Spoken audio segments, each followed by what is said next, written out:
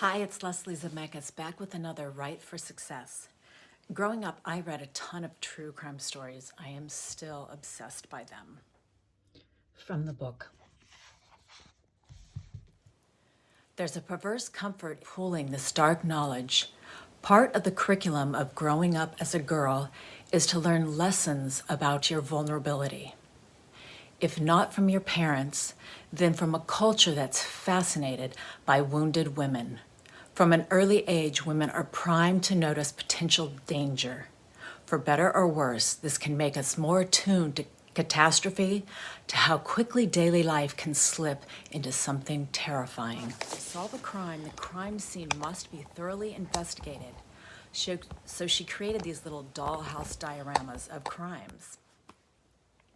NPR says about Rachel that her book is a necessary and brilliant exploration of our cultural fascination with true crime told through 4 narratives of obsession.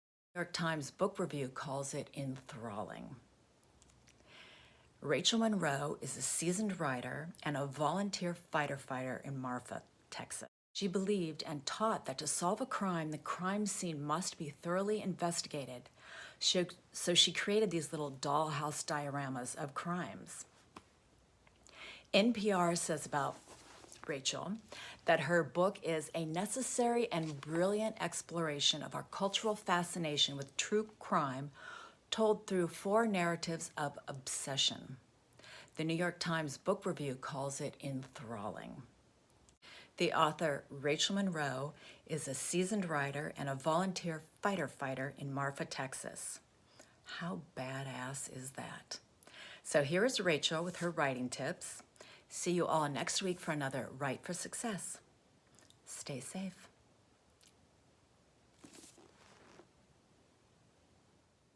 Hi, this is Rachel Monroe. I am the author of Savage Appetites, a book about women and the obsession with true crime.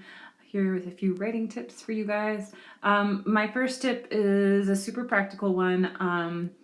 I personally have a really hard time getting started writing, and so it really helps to just write at the same time, at the same place, every day. Eliminate kind of choice and decision making from the process. Make it as much into a habit as possible, so you're not really deciding to write. It's just every day, that's what you do. You sit down, same time, same place, and write.